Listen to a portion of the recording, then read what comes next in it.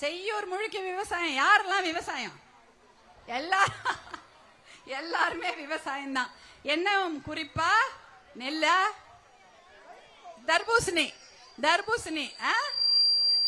நெல்லு, வேர்க்கடலை, தர்பூசணி எல்லாம் விவசாயம் தான். எதெல்லாம் இந்த மண்ணுல விளையுமோ அத்தனையும் நம்ம செஞ்சுட்டு இருக்கிறோம். அப்ப அந்த நெல்லு, தர்பூசணி, வேர்க்கடலை எல்லாம் பண்ணும் பொழுது இப்ப சம்பா தானே, சம்பா வந்திருக்குதா? இப்ப எனக்கு தெரிஞ்சு இந்த இடத்துல இந்த செங்கல்பட்டு மாவட்டத்துல 30,000 ஏக்கர் நெல் பயிரிட்டு இருக்கிறாங்க. அதுல சம்பா அறுவடைக்கு தயாராக இருக்கிறது. 7,500 ஏக்கர் அறுவடை தயாரா இருக்குதா? எல்லாம் தயாரா. எப்ப அறுவடை பண்ணி மூட்டை கட்டி அங்க கோடவுன் கண்போன் தயாரா இருக்கிறீங்களா? 2.5 லட்சம் டன் நெல் அறுவடைக்கு தயாரா இருக்குதான். 2.5 லட்சம் டன்னு. அப்ப எவ்வளவு மூட்டையா இருக்கும் பாருங்க. இந்த பகுதியில கிட்டத்தட்ட நெல் கொள்முதல் நிலையங்கள், டிபிசி யாரா போயிருக்கீங்களா? நெல் கொள்முதல் நிலையங்கள்ல அண்ணன் தம்பிங்கெல்லாம் முதல்ல பதில் சொல்றாங்க. எங்க அக்காங்களை கேக்குறேன். போயிருப்பீங்க, கொஞ்சம் பேர் போயிருப்பீங்க, தெரியும். நெல் கொள்முதல் நிலையங்கள் இருந்தாதான் அந்த மூட்டையை நீங்க வீடு வீடாவா போய் விற்க முடியும். அரசாங்கம் அந்த நீங்க அறுவடை செய்து விட்டு உங்க நிலத்துல வச்சிருக்கிற நெல்ல மூட்டை கட்டி எடுத்துட்டு போய் அந்த நெல் கொள்முதல் நிலையங்கள், டிபிசி சொல்லுவாங்க, அங்கதான் போடணும். கிட்டத்தட்ட எவ்வளவு இருக்கும் தெரியுங்களா? இந்த நம்ம இப்ப 2.5 லட்சம் டன்னு நெல் ரெடியா இருக்குது. அதை நீங்க மூட்டை கட்டி வச்சிட்டீங்க, எங்க கொண்டு போய் போடுவீங்க? அந்த நெல் கொள்முதல் நிலையங்கள் எவ்வளவு தெரியுமா இருக்குது? 32 தான் இருக்குது. ஆனா 70வது டபுள் மடங்கு இருக்கணுமா? 70 இருந்தாதான் நீங்க கட்டி வச்ச மூட்டையை கொண்டு போய் போட முடியும். இல்லன்னா எங்க போடுவீங்க? தெருலையா போடுவீங்க? தெருல போடுவீங்களா? கிடையாது. அதுக்கு அந்த கோடவுன்ல கொண்டு போய் அங்க குடுக்கணும். அதுக்கு கோடவுன் இருக்கணும். ஆனா இப்ப இல்ல, பாதிதான் இருக்கு. அந்த கோடவுன்க பாதிதான் இருக்கு. அப்ப அதுவும் ஒரு சில இடத்துல என்னன்னா, ஒரு இடத்துல போய் நீங்க கொடுத்தீங்கன்னா 500 மூட்டை இன்னைக்கு வாங்குறாங்கன்னா 501வது மூட்டையை கூட வாங்க மாட்டாங்க, மறுநாள் எடுத்துன்னு வாங்கிடுவாங்க. அப்படிதான் நடக்கும்.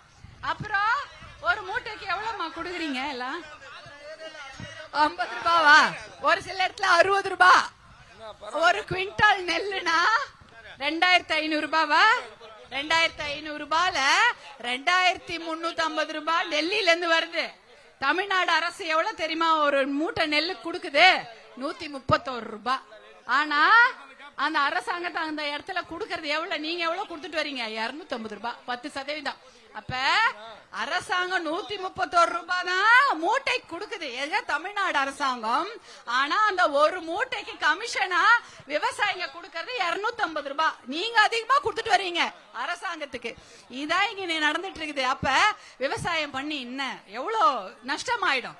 எந்த ஊர்லயாவது விவசாயிங்க அவங்க நெல்லுக்கு விலை கொடுக்கற சொல்றாங்களா? கிடையாது. நீங்க கஷ்டப்பட்டு வெயில்ல போய் நெல்லு விதைக்கிறீங்க, தர்பூசணி பயிர் பண்றீங்க. ஆனா அதுக்கு விலை நீங்க சொல்றீங்களா? ஏமா தர்பூசணிக்கு விலை நீங்க சொல்றீங்களா? கிடையாது, அவங்க தானே சொல்றாங்க. அப்ப நம்ம கஷ்டத்தை அவங்களுக்கு தெரியணும்ல. அந்த கஷ்டம்னா, விவசாயிகளுடைய கஷ்டம்னா என்னன்னே தெரியாத அரசாங்கம் தான் இப்ப நடந்துட்டு. அவங்களுக்கு விவசாயி எவ்வளவு கஷ்டப்படுறாங்க, எவ்வளவு நஷ்டப்படுறாங்க, அத பத்தி எல்லாம் கவலையே கிடையாது.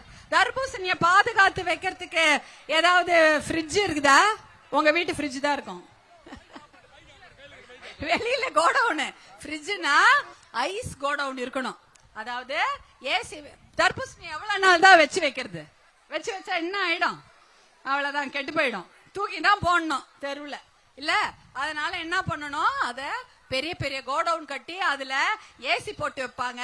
அந்த ஏசி கோடவுன்ல இதெல்லாம் வச்சிருந்தா ஒண்ணு பழ தொழிற்சாலைக்கோ இல்ல பழக்கூழ் ஜூஸ் தொழிற்சாலைக்கோ அனுப்பலாம், இல்ல வெளியூருக்கு அத ஏற்றுமதி செய்யலாம். ஆனா இங்க அத்தனை தர்பூசணி விளையுது, ஒரே ஒரு ஏசி கோடவுன் கிடையாது.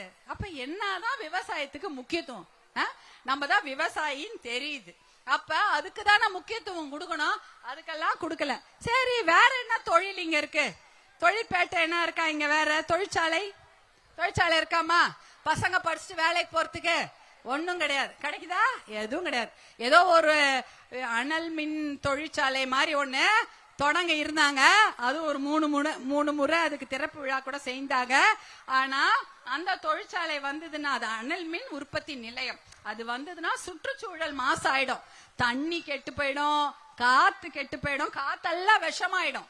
ஏன்னா அந்த அனல் மின்ல இருந்து வரக்கூடிய காத்து குழந்தைங்க சுவாசிப்பாங்க, நம்ம சுவாசிப்போம். அதுல அவ்வளவு நச்சு பொருள், கேன்சர் பொருள்லாம் இருக்கும். அது சுற்றுச்சூழலுக்கு பாதிப்பா இருக்கும். அதனால அதை போராட்டம் செய்து அதை தடுத்து நிறுத்திட்டாங்க. இந்த ஊர் மக்களே பண்ணாங்க. பாட்டாளி மக்கள் கட்சியும் அந்த போராட்டத்துல பங்கெடுத்து கொண்டது உங்க எல்லாருக்கும் தெரியும். அப்ப அந்த நிலத்தை வாங்கினாங்களே, கிட்டத்தட்ட எத்தனை ஏக்கர், 3000 ஏக்கரா, எத்தனையோ விவசாயிங்க அந்த நிலத்தை கொடுத்தாங்க. என்ன, ஒண்ணும் இல்லாத காசுக்கு, ரொம்ப ரொம்ப கம்மி விலை கொடுத்தாங்க. அந்த நிலத்தை திருப்பி கொடுக்கணுமா இல்லையா?